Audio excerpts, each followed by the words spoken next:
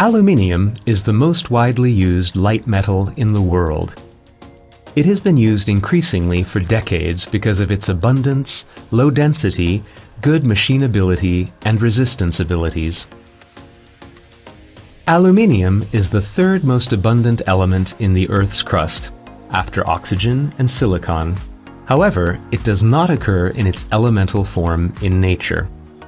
It can only be produced economically from bauxite. First, aluminium oxide, or alumina, is extracted from bauxite, and then the alumina is transformed into liquid primary aluminium, which is cast into ingots, billets, and slabs. These are then processed into the final product. In developed countries, a large proportion of scrap aluminium, like soft drink and beer cans, is recycled.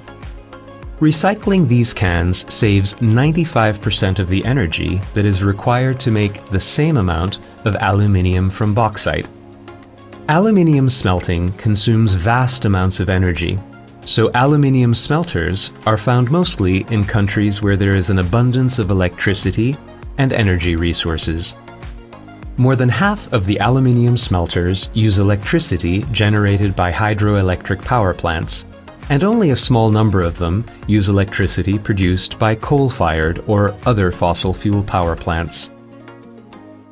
In general, 2 tons of alumina can be extracted from 4 tons of bauxite, and only 1 ton of aluminium can be produced from this amount of alumina. Liquid primary aluminium is produced from alumina through electrolysis, a chemical reaction triggered by electric current.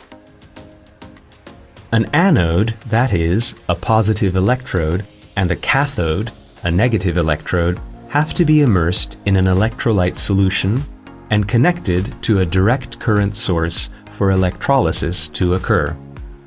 Aluminium production takes place in steel tanks that are lined with graphite blocks. This graphite lining functions as the cathode. The melting point of alumina is over 2000 degrees Celsius, so it is dissolved in molten cryolite, which has a lower melting point. The resulting electrolyte solution has a temperature of about 1000 degrees Celsius. Then, a carbon anode is immersed into the solution. The oxygen atoms in alumina are given off at the carbon anodes, and then these atoms react with the carbon, forming carbon monoxide and carbon dioxide. Molten aluminium is deposited on the graphite lining, i.e. the cathode, at the bottom of the tank and takes on the role of the cathode. Molten aluminium is tapped off each day or every other day into a ladle.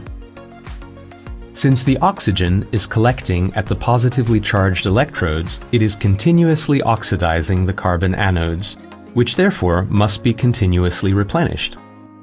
A solid crust forms on the surface of the electrolyte solution, and alumina is added to this solid crust.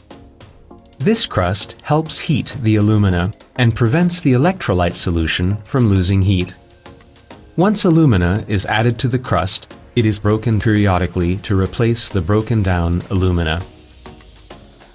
In aluminium smelters, hundreds of tanks operate 24 hours a day, every day of the year. Since the volume of the aluminium extracted by electrolysis is directly proportional to the amperage used in the process, a very strong electric current is used in smelters, but the voltage is low to keep the process economical.